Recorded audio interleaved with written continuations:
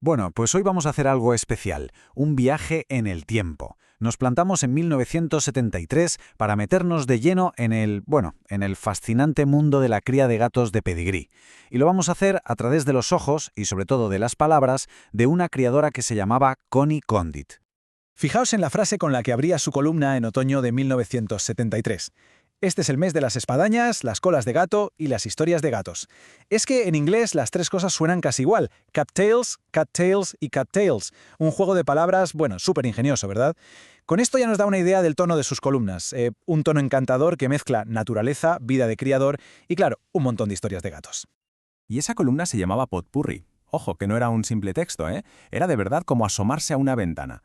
Una ventana a esa comunidad de criadores de los años 70. Una comunidad súper apasionada, a veces un poco caótica, pero vamos, siempre entregadísima a sus animales.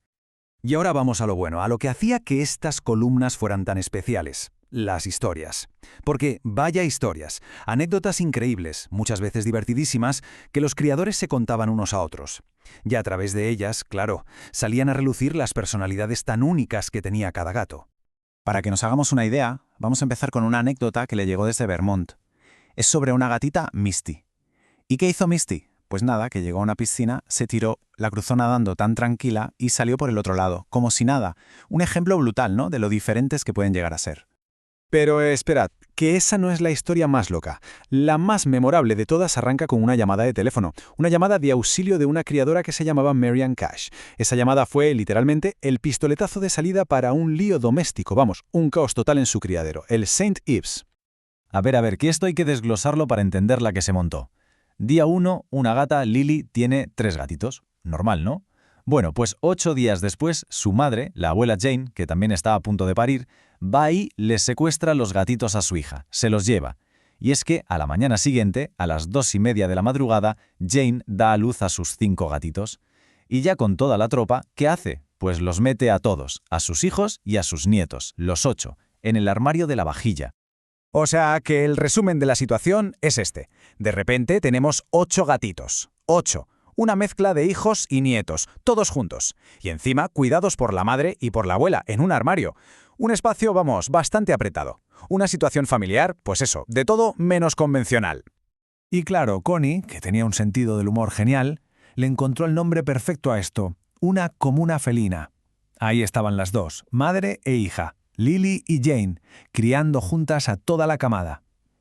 Por lo visto, Lily se tomaba sus descansos, y mientras la abuela Jane se ponía a limpiar a sus hijos, a sus nietos, y hasta la propia Lily, una organización familiar en toda regla. Pero ojo, que Potpurri no era solo para contar historietas de gatos, por muy fascinantes que fueran. Era también, y esto es muy importante, una especie de manual secreto para criadores. Estaba lleno de sabiduría práctica, de esos consejos que solo aprendes con la experiencia y que Connie compartía generosamente con los demás. Y claro, entre esos consejos se tocaban temas muy serios. A ver, ¿qué podía pasar si un parto se complicaba? Esa era una de las peores pesadillas. De hecho, Connie cuenta una experiencia personal bastante angustiosa precisamente para dejar claro lo importantísimo que era estar siempre observando. Vamos a ver el caso de una de sus gatas, Heather. Resulta que después de parir se le quedó una placenta dentro, y eso le provocó una infección, pero gravísima. La fiebre le subió hasta los 40 grados y medio, dejó de comer, de beber, y lo peor fue que los antibióticos, que eran dosis muy altas, le provocaron una especie de psicosis. La pobre gata ni siquiera reconocía a su propio gatito. Esto nos da una idea de los riesgos reales que tenía la cría, ¿eh?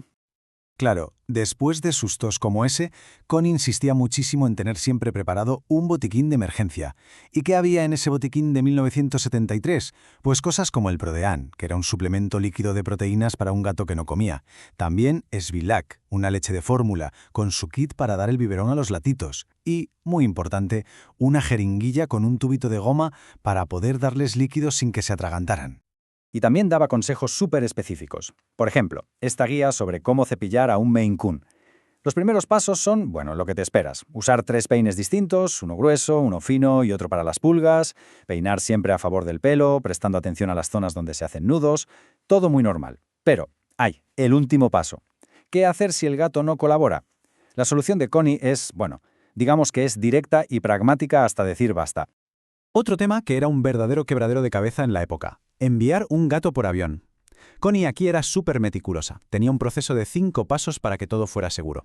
Había que usar un transportín de madera, un Sky Kennel, que fuera espacioso. Marcarlo por todos lados con la información de contacto y del vuelo. Adjuntar un sobre con instrucciones por si había una emergencia. Guardar la factura del envío para poder hacer seguimiento.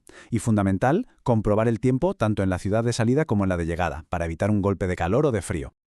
Y ya para ir terminando, vamos a quedarnos con algunas de las advertencias más serias que daba Connie. Porque esto es lo más curioso.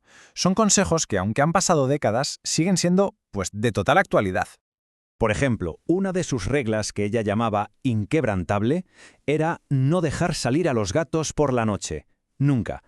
Y su lógica era aplastante. Decía que la mayoría de los atropellos pasan de noche, cuando los faros de un coche pueden cegar al gato, dejarlo paralizado en medio de la carretera.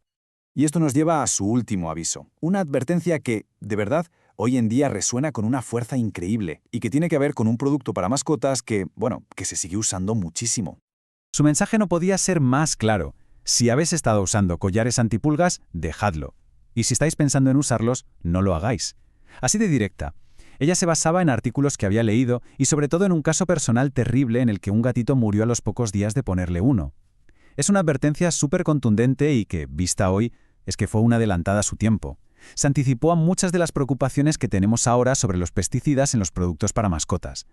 Y todo esto nos deja con una pregunta flotando en el aire, ¿no? Este pequeño viaje a 1973 nos ha enseñado una mezcla de cosas. Por un lado, prácticas que hoy nos parecen de otra época, y por otro, una sabiduría, una base que sigue totalmente vigente. Nos obliga a pensar en cómo ha cambiado todo lo que sabemos sobre el cuidado de los animales, pero también en esos principios básicos que en el fondo nunca cambian.